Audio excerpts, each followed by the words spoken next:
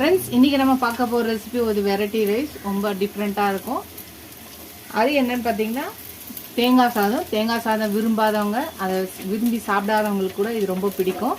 அதுக்கு ஃபஸ்ட்டு ஒரு பேன் எடுத்துக்கலாம். அதுக்கு தேங்காய் சாதத்தை தேங்காய் எண்ணெயில் செய்யும்போது இன்னும் சூப்பர் டேஸ்ட்டில் இருக்கும். அதுக்கு தேங்காய் எண்ணெயை ஊற்றியாச்சு. தேங்காய் எண்ணெய் செய்யும்போது இன்னும் டேஸ்ட்டும் அதிகமாக இருக்கும். இப்போ எண்ணெய் காஞ்சிருச்சு. கடுகு, உளுந்து, கடலைப்பருப்பு, சீரகம் எல்லாத்தையும் போட்டுக்கலாம். இது நல்லா வெடிட்டோம். துருவின இஞ்சி போட்டுக்கலாம். பொடியான இருக்குன்னா 2 பச்சை மிளகாய் போட்டுக்கலாம். இன்னும் டேஸ்ட் அதிகமாகிறதுக்காக சின்ன வெங்காயத்தை பொடியை நறுக்கியிருக்க 4 அதையும் போட்டுக்கலாம். இப்போ இதை நல்லா வதக்கிக்கலாம்.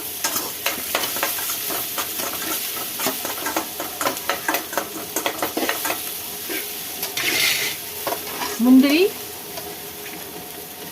வேர்க்கடலை இதையும் சேர்த்து போட்டுக்கலாம்.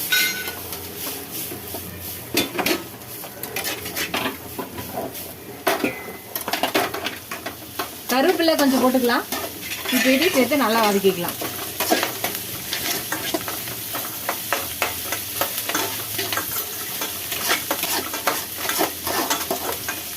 நல்லா இதாகிடுச்சு. இப்போ ஒரு கால் மூடி தேங்காவை போட்டுக்கலாம். துருவி ஃப்ரெஷ்ஷான தேங்காவை துருவி போட்டுக்கலாம்.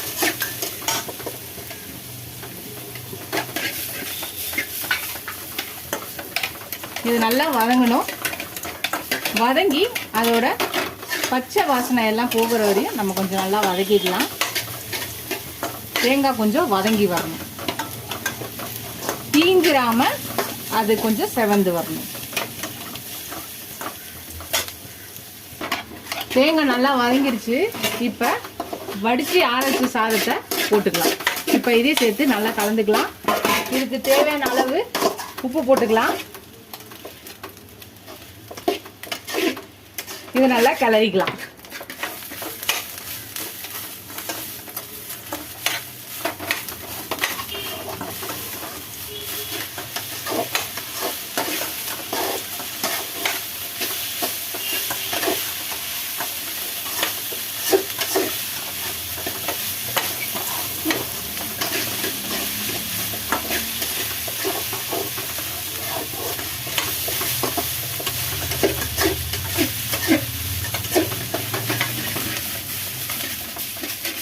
இந்த தேங்காய் சாதத்தை வெங்காயம் போட்டு இந்த மாதிரி ஒரு டைப்பில் செய்யலாம்.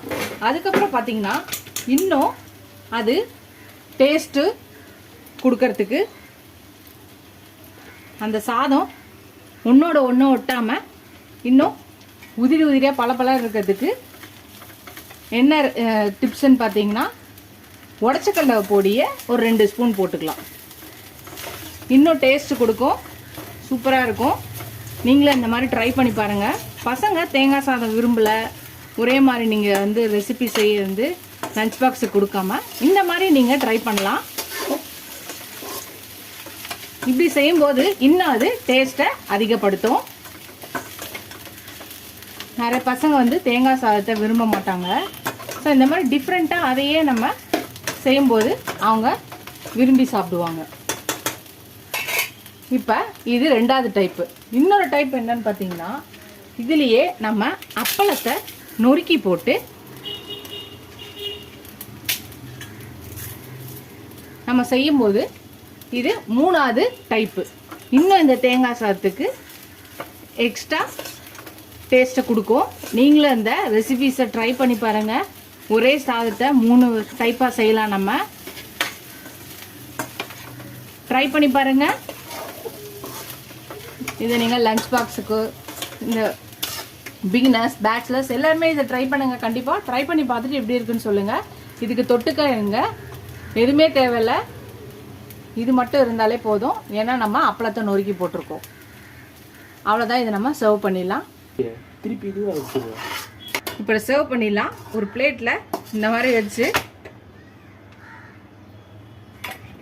மேலே அப்பளத்தை கொஞ்சம் நல்லா நொறுக்கி போட்டு எடுத்து சாப்பிடும்போது பார்த்தீங்கன்னா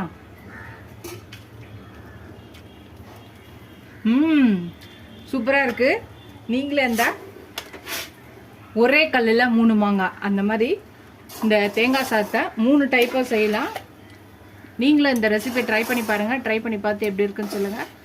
பிகினர்ஸ், பேச்சுலர்ஸ் எல்லாருக்குமே இது ரொம்ப ரொம்ப ஹெல்ப்ஃபுல்லாக இருக்கும். ஒரே மாதிரி தேங்காய் சாதம் செய்யாமல் இந்த மாதிரி டிஃப்ரெண்ட்டாக செய்யுங்க. ட்ரை பண்ணி பார்த்துட்டு எப்படி இருக்குன்னு சொல்லுங்கள். ஃபர்ஸ்ட் டைம் என் சேனலை பக்கம் சப்ஸ்கிரைப் பண்ணிட்டு பாருங்கள். இதுவரை சப்ஸ்கிரைப் பண்ண எல்லா ஃப்ரெண்ட்ஸ்க்கு தேங்க்ஸ். எனக்கு என் சேனலுக்கு சப்போர்ட் பண்ணிங்கன்னு நினைக்கிறேன். நிறைய வீடியோஸ் இருக்குது, பார்த்து ட்ரை பண்ணி பார்த்துட்டு சப்போர்ட் பண்ணுங்கள். இதோட அடுத்த ரெசிபியில் பார்க்கலாம். டாடா பாபா ஃப்ரெண்ட்ஸ்.